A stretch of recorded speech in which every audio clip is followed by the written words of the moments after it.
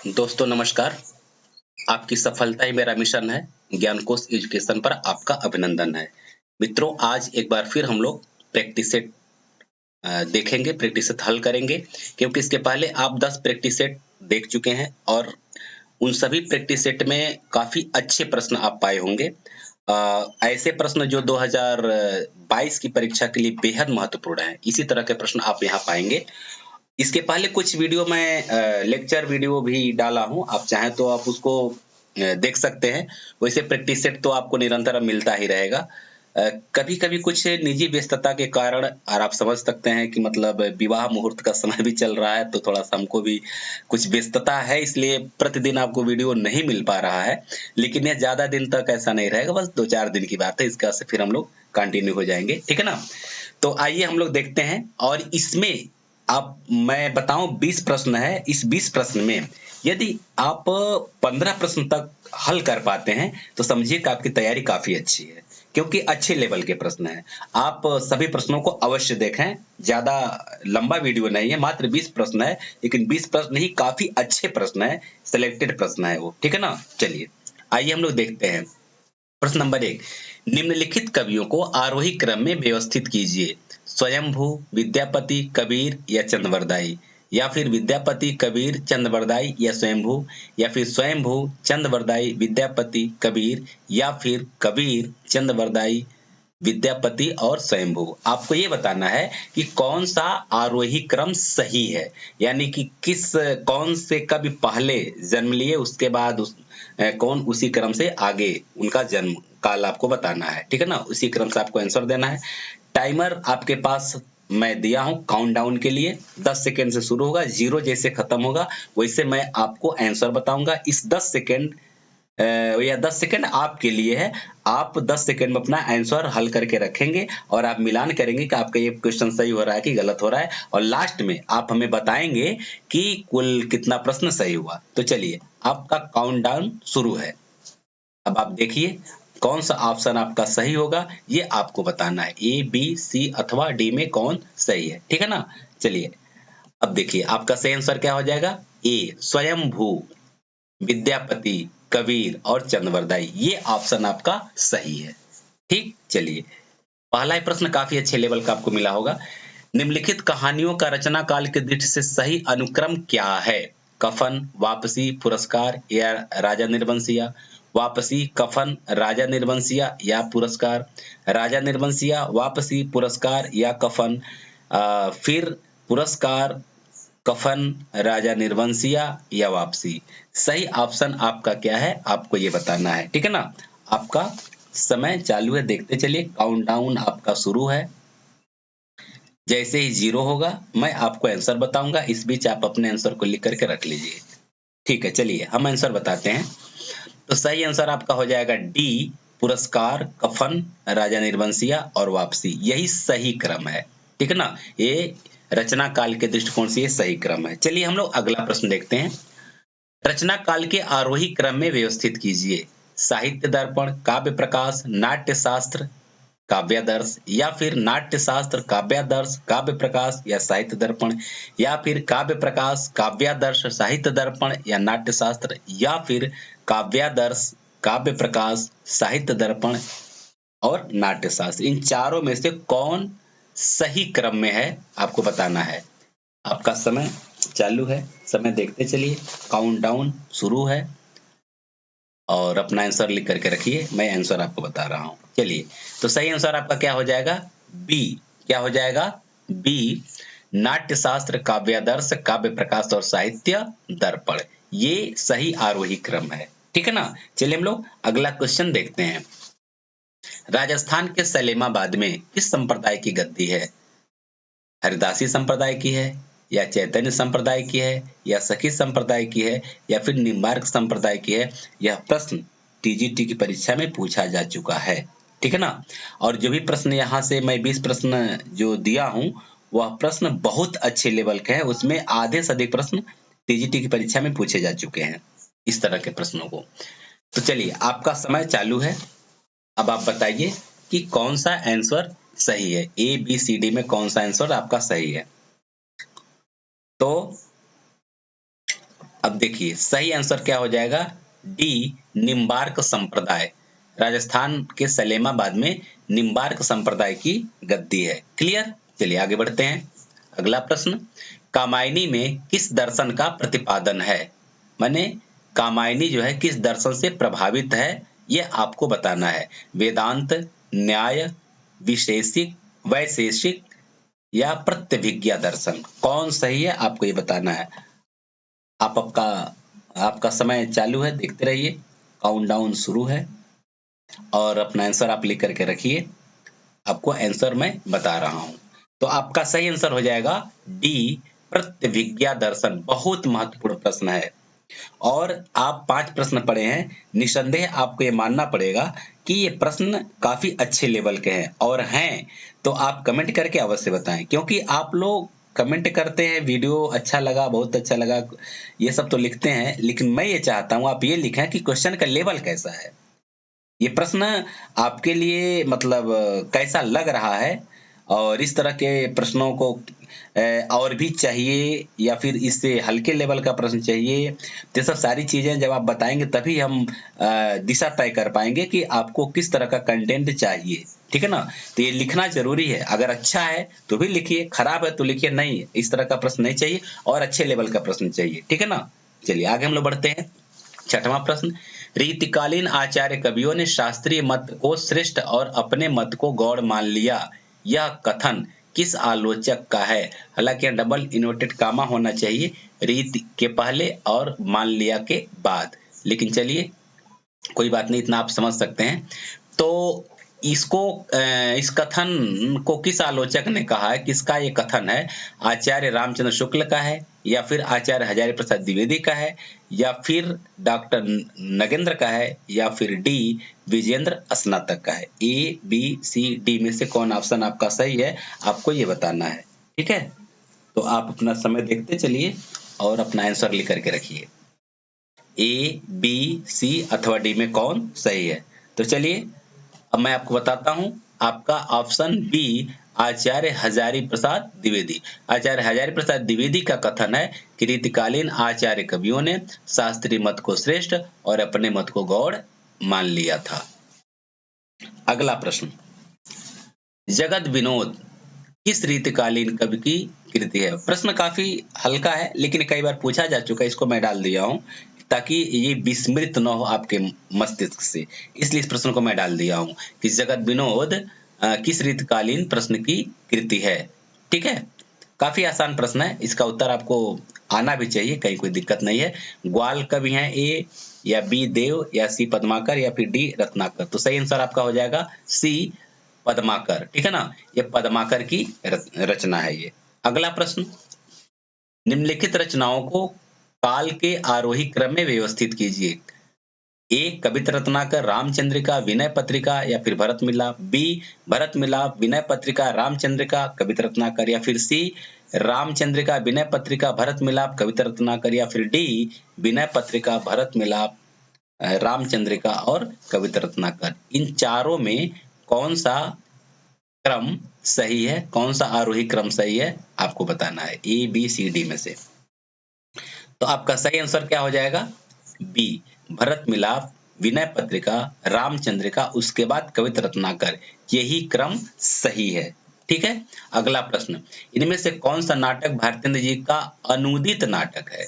नील देवी ए है, बी कर्पूर मंजरी, सी प्रेम जोगिनी, डी भारत दुर्दशा। प्रश्न ये भी काफी हल्का है, लेकिन जब इनके नाटकों का अनुदित और मौलिक की बात जब आती है तो थोड़ा कंफ्यूजन हो जाता है, तो हम सोचे हैं कि इस तरह के प्रश्न को मतलब आपको देना जरूरी है ताकि कोई कंफ्यूजन ना हो।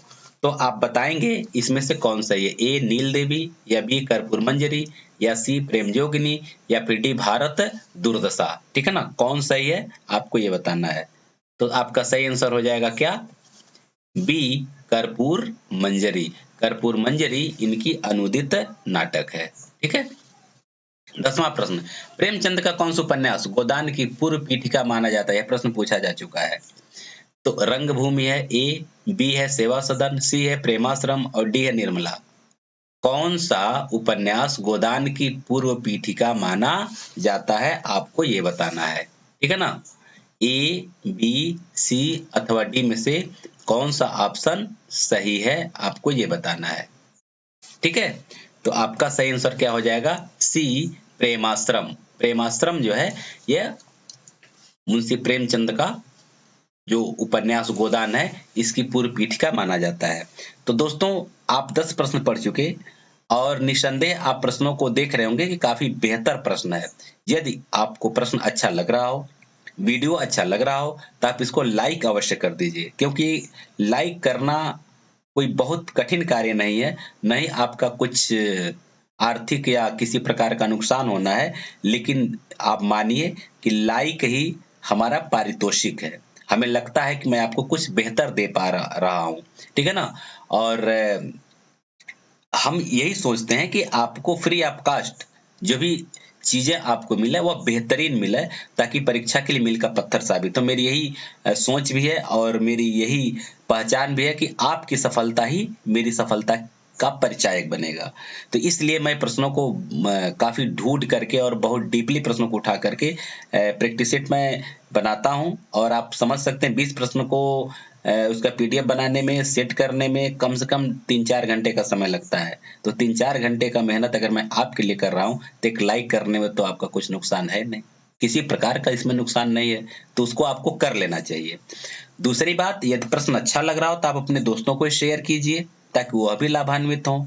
और यदि यहाँ से आप निरंतर प्रश्न या फिर प्रैक्टिस सेट या फिर lecture video, TGT, PGT, net, GRF या फिर किसी भी कॉम्पिटिटिव एग्जाम के लिए जो हिंदी से संबंधित है देखना चाहते हैं, इस चैनल को सब्सक्राइब कर लीजिए। चलिए हम लोग अगला प्रश्न देखते हैं। 12वां, निम्नलिखित पंक्तियों को उनके लेखकों के साथ सुमेलित कीजिए। जागो फिर एक बार, मैथिली शरण गुप्त, सामने सामने जो दिया हुआ है, अलभ है, इष्ट है, अतः अनमोल, ये महादेवी वर्मा, मधुर मधुर मेरे दीपक जल, सूर्यकांत त्रिपाठी निराला, वेदने तू भी भली बनी। तो ये आपका क्या है, आपको बताना है सही आंसर क्या है। तो आपका टाइम चालू है, देखिए, मिलान करके रखिए, उसके बाद आपको फिर मैं बताता हूँ सही आंसर क्या है। ठीक है, हाँ, तो आपका सही आंसर हो जाएगा बी। क्या हो जाएगा, बी। ये 3-4-2-1, यहाँ आपको ध्यान देने की बात है कि जब आप मिलान करें तो आप उसको देख लीजिए, मतलब मिलान करके रख लीजिए, उसके बाद आप खुद एक ऑप्शन दीजिए ए बी सी डी का, उसके बाद तब फिर इस तरह से मिलान करना अच्छा रहेगा, ठीक है ना। चलिए हम अगला प्रश्न देखते हैं। इन सूचियों को इन सूचियों को 13 नंबर का प्रश्न सुमेलित करना है। 13 ऑप्शन लग रहा है कि 10 के बाद हम लोग 12 पर आ गए हैं, शायद जहां तक ऐसा हुआ है। चलिए कोई बात नहीं है, फिलहाल प्रश्न देखते चलिए। हाँ, तो क्या है, कहें कवि वेनी व्याल, वेनी वेनी ब्याल की चुराई लेनी, ये कौन सा अलंकार आपको ये बताना है। अंबर में तारे मानो मोतिक अनगिनत हैं, इसमें कौन सा अलंकार है। मुख मयंक सम मंज मनोहर, इसमें कौन सा अलंकार है। सुबरन को खोजत फिरत कवि व्यभिचारी चोर, इसमें कौन सा अलंकार है। ये कूट का मिलान आपको करना है, और मिलान करके रखिए, मैं आपको आंसर बताता हूँ। मिलान कर लीजिए जल्दी से, मैं आपको आंसर बताता हूँ। आशा है कि आप अब तक मिलान कर चुके होंगे, ठीक है। तो इसका हो जाएगा डी, 4-5-1-2, अर्थात ये कि कहें कबीर बेनी बेनी, 4 का मतलब हो जाएगा यमक अलंकार, क्योंकि बेनी बेनी 2 है और दोनों का अलग अलग अर्थ है। अंबर में तारे मानो मोती अनगिनत है, मानो मनु मानो जनु जानो, आप जानते हैं कौन सा अलंकार होगा, उत्प्रेक्षा अलंकार, तो 5वां आपका हो जाएगा।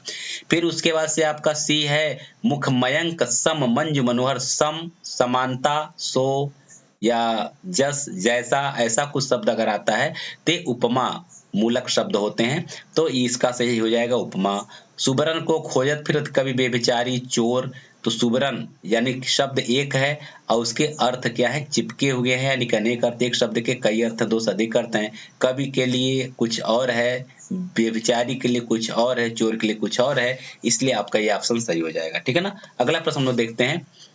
काव्य कला तथा अन्य निबंध किस निबंधकार के निबंध हैं, ठीक है ना। अगला, हाँ, अब यहाँ ऑप्शन आपका शुरू हो गया, सही है। इला चंद्र जोशी, जयशंकर प्रसाद, जैनेंद्र और अज्ञे, क्योंकि 10 के बाद 12, 13 और फिर यहाँ 13 हो गया, ये थोड़ा सा ऑप्शन गड़बड़ हो गया, उसको समझ सकते हैं। तो खैर उससे कोई मतलब, आपको प्रश्न से मतलब है, वो कोई प्रभाव नहीं डालेगा। तो आपका देखिए, ए है इलाचंद जोशी, बी है जयशंकर प्रसाद, सी है जैनेंद्र और डी है अज्ञे। आपको ये बताना है काव्य कला तथा अन्य निबंध, यह एक रचना है, एक निबंध है, तो किस निबंधकार का संकलन है, ये आपको ये बताना है। तो सही आंसर क्या हो जाएगा, बी जयशंकर प्रसाद। क्या है, जयशंकर प्रसाद का है ये। अगला देखिए, कुटज निबंध किस वर्ग में आएगा, विचारात्मक निबंध में आएगा, या वर्णनात्मक निबंध में आएगा, या ललित निबंध में आएगा, या फिर समीक्षात्मक निबंध में आएगा। ए, बी, सी और डी में कौन सा ऑप्शन आपका सही है, आप आंसर लिख करके रखिए। ठीक है, आपका सही आंसर क्या होगा, सी ललित निबंध। क्या होगा, ललित निबंध। ठीक है ना। 15 देखिए, उत्तर कबीर पर व्यास सम्मान किस लेखक को मिला, कबीर दास को मिला है, ऑप्शन ए, या बी रामविलास शर्मा को मिला है, या फिर सी केदारनाथ सिंह को मिला है, या फिर डी नामवर सिंह को मिला है। कौन सा ऑप्शन सही है, उत्तर कबीर पर व्यास सम्मान मिला हुआ था, किस लेखक को व्यास सम्मान मिला हुआ है, आपको ये बताना है। ठीक है, चलिए, तो आपका आंसर क्या हो जाएगा, सी केदारनाथ सिंह। मित्रों एक चीज और आप करेंगे, आप इस वीडियो के डिस्क्रिप्शन में चले जाइएगा, उसमें कुछ लिंक हैं, कई अच्छे वीडियो के लिंक हैं, आप उसको चाहे तो डायरेक्ट उस मतलब अच्छे वीडियो जो काफी बेहतर वीडियो है उसको आप देख सकते हैं, या फिर कुछ प्लेलिस्ट का भी लिंक मैं दे रखा हूं, आप उसको भी देख सकते हैं, या कई पुस्तकों का लिंक भी है, जो जिस पुस्तक को आप मंगाना चाहते हैं। आप कई बार कहते हैं सर कोई अच्छा पुस्तक बताइए जिस पुस्तक से आप पढ़ाते हैं, तो कई पुस्तकों का लिंक मैं दे रखा हूं, आप वहां से भी पुस्तक को चाहें तो परचेस कर सकते हैं। अच्छा, सबसे बड़ी बात कि वहाँ टेलीग्राम चैनल मेरा है, टेलीग्राम चैनल के लिंक को आप क्लिक करके आप उसको फॉलो करिए, और वहाँ जो भी पीडीएफ मैं बनाता हूँ उसको डाल देता हूँ, या जो भी मैं वीडियो बनाता हूँ उसका लिंक भी मैं डाल देता हूँ। तो इस तरह से कई तरह से आपकी तैयारी मैं बेहतर ढंग से कराना चाह रहा हूँ, तो आप उसको एक बार विजिट कर लीजिएगा। आगे देखिए, 16 मनव कला शशिभान कला सोहत सोबन्नीय बाल बैस ससिता समीप अमृत रस पिन्नीय, ये पंक्तियां किस काव्य ग्रंथ की हैं, बहुत महत्वपूर्ण पंक्ति है, आपको बताना है। ए बीसल देव रासो, बी परमाल रासो, सी पृथ्वीराज रासो, या फिर डी खुमार रासो। कौन सा ऑप्शन सही है, तो आप आशा है कि अब तक लिख चुके होंगे। अब सही आंसर जानिए क्या है, ये है आपका सी पृथ्वीराज रासो। क्या है, पृथ्वीराज रासो। चलिए अगला प्रश्न, रचना काल की दृष्टि से आरोही क्रम में व्यवस्थित कीजिए। ए प्रिय प्रवास कामायनी साकेत लोकायतन, बी साकेत लोकायतन प्रिय प्रवास कामायनी, सी प्रिय प्रवास साकेत कामायनी लोकायतन, डी लोकायतन कामायनी प्रिय प्रवास और साकेत। आप आंसर लिख करके रखिए कि कौन सा विकल्प सही है आरोही क्रम में।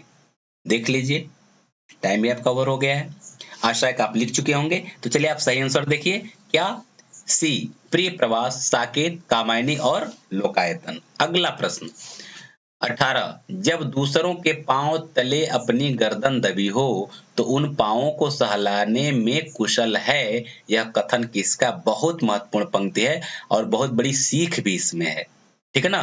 तो यह कथन किसका है, ये ऑप्शन ए प्रेमचंद का, ऑप्शन बी यज्ञ का, ऑप्शन सी अमरकांत का, ऑप्शन डी मार्कंडे का। अगर आप कथन पर विशेष ध्यान दें तो आपको आंसर ढूंढने में कोई दिक्कत नहीं होगा, थोड़ा सा जोर डालें तो आंसर आप लिख सकते हैं, कहीं कोई दिक्कत नहीं है। तो आपका सही आंसर क्या हो जाएगा, ए प्रेमचंद। ठीक है ना।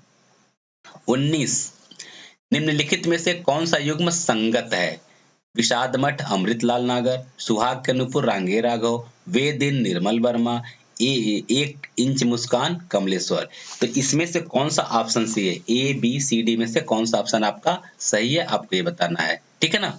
तो चलिए आपका सही आंसर क्या है मैं बता रहा हूं, सही आंसर है आपका सी वे दिन निर्मल वर्मा, यही एक युग्म सही है, बाकी ये तीनों युग्म गलत हैं। आइए आज के वीडियो का अंतिम प्रश्न बहुत शानदार प्रश्न है। रचना काल के आरोही क्रम में व्यवस्थित कीजिए। बाणभट्ट की आत्मकथा, चारुचंद्रलेख, पुनर्नवा या अनामदास का पोथा। ये ऑप्शन ए है। ऑप्शन बी क्या है? अनामदास का पोथा, पुनर्नवा, बाणभट्ट की आत्मकथा, चारुचंद्रलेख। ऑप्शन सी है पुनर्नवा, अनामदास का पोथा, चारुचंद्रलेख, बाणभट्ट की आत्मकथा। ऑप्शन डी चारुचंद्रलेख, बाणभट्ट की आत्मकथा, अनामदास का पोथा या फिर पुनर्नवा। ये चारों ऑप्शन में कौन सा ऑप्शन सही है ये आप जानते हैं। यह एक लेखक का रचना है और मैं एक प्रश्न आपके लिए छोड़ रहा हूं, कमेंट बॉक्स में आप लिख करके दीजिएगा कि यह चारों रचना किसकी है। बस अब उनका कालक्रम के अनुसार इसको आपको व्यवस्थित करना है आरोही क्रम में, ठीक है ना। तो इसका सही आंसर हो जाएगा ए, बाणभट्ट की आत्मकथा, चारुचंद्रलेख, पुनर्नवा और अनामदास का पोथा, ठीक है ना। तो ये आपके ये इतने प्रश्न हैं। आप अब तक इस वीडियो को देखे, सुने, समझे, बहुत अच्छा लगा। अगर वीडियो अच्छा लग रहा तो आप इसको लाइक करिए और